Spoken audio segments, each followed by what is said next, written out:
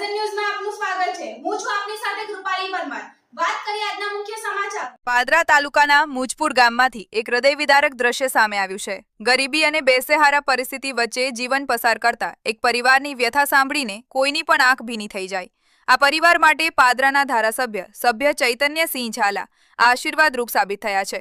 આવો જોઈએ આ કરુણ અને માનવતાભરી કહાની। મુજપુર ગામના રેલઈપુરા વિસ્તારમાં 4 લાકડાના ટેકાથી ઊભું કરાયેલું નાનું ઝૂંપડું। છત પર જૂના ટીનના પાટિયા, દિવાલ તરીકે માત્ર પ્લાસ્ટિક અને ફાટેલા પડદા।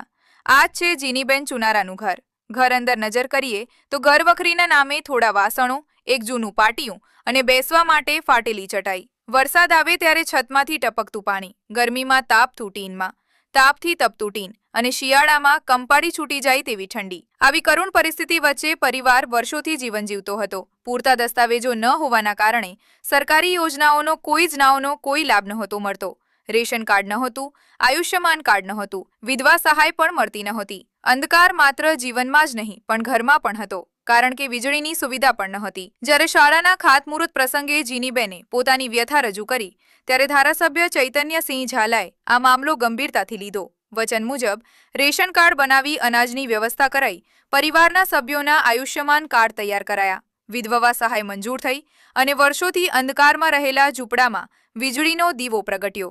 ખાસ કરીને વિધવા સહાયની રકમ સ્વયં ઘરે જઈને સુપ્રત કરતા પરિવારની આંખોમાં આંસુ આવી ગયા। આજે 4 લાકડા પર ટેકાયેલું એ ઝૂંપડું હવે આશાના અજવાળાથી ઝળહળી રહ્યું છે। ક્યારેક માનવતાનો એક નાનો સ્પર્શ પણ કોઈના જીવનમાં મોટો ફેરફાર લાવી શકે છે। અને હવે સૌથી મહત્વની વાત, પરિવારને કાયમી છત મળે તે માટે આવાસ યોજના હેઠળ પાક્કા મકાનની પ્રક્રિયા પણ શરૂ કરવામાં આવી છે।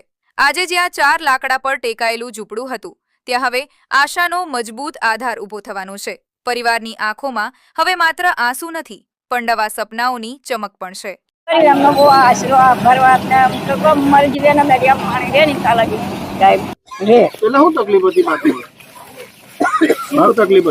આટલું આભાર એટલો પડી રહેવાની તકલીફ, પાણીની તકલીફ, લાઇટની તકલીફ હતી, પૈસા બમાં બીજું શું તકલીફ હતી?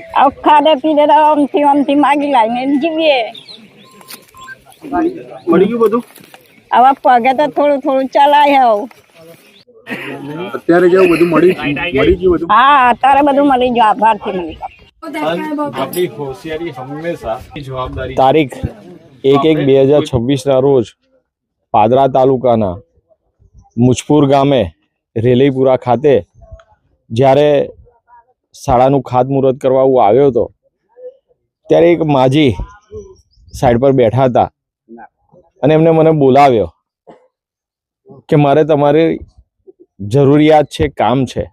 ત્યારે મેં એમનું નામ પૂછતા ચુનારા જીનીબેન પૂનમભાઈ એમને જણાવ્યું અને કામ પૂછતા એમને જણાવ્યું કે મારી પાસે આધાર કાર્ડ સિવાય કોઈ પણ ડોક્યુમેન્ટ નથી, જેના કારણે મને સરકારી સહાય નથી મળતી, અનાજ નથી મળતું, આયુષ્યમાન કાર્ડ નથી મારી પાસે। આવી પરિસ્થિતિ એમને મને જણાવી હતી। ત્યારે એમનું કામ કરવાનું મેં બીડું હાથમાં ઝડપ્યું હતું અને આજે જ્યારે એમની પરિસ્થિતિ મેં જોઈ હતી તો એમના ઘરમાં લાઇટ પણ ન હતી। આજે હું એમની પાસે તમામ સરકારી યોજનાઓના લાભ, આયુષ્યમાન કાર્ડ પૂરા પરિવારનું, એમની પાસે આજે મેં રેશન કાર્ડ આપ્યું છે। રેશન કાર્ડ સાથે એમને દર મહિને અનાજ મળતું કર્યું છે અને ગંગા સ્વરૂપા યોજના હેઠળ વિધવા સહાયના 1250 રૂપિયા એ જીનીબેનના ખાતામાં દર મહિને જમા થશે। આજે આ તમામ કામ મેં એમને સુપ્રત કર્યા છે અને એમની પરિસ્થિતિ જોતા તેમને આવાસની પણ જરૂર છે, તો પ્રધાનમંત્રી આવાસ યોજનામાં તેમનું ઘર નવું બની જાય તેના માટેનું પણ મેં બીડું હાથમાં ઝડપ્યું છે।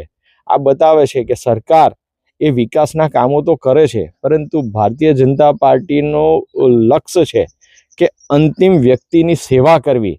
આજે આ કામ પરથી મને જણાઈ રહ્યું છે કે ભારતીય જનતા પાર્ટી જે ધ્યેય લઈને ચાલે છે કે અંત્યોદયની સેવા કરવાની, તો આજે અંત્યોદયની સેવા માટે અમે આ કામ પૂરું કર્યું છે ને ભારતીય જનતા પાર્ટી હંમેશા ગરીબો સાથે, જરૂરિયાતમંદ લોકો સાથે છે। આ સૂત્રને અમે આજે સાર્થક કર્યું છે।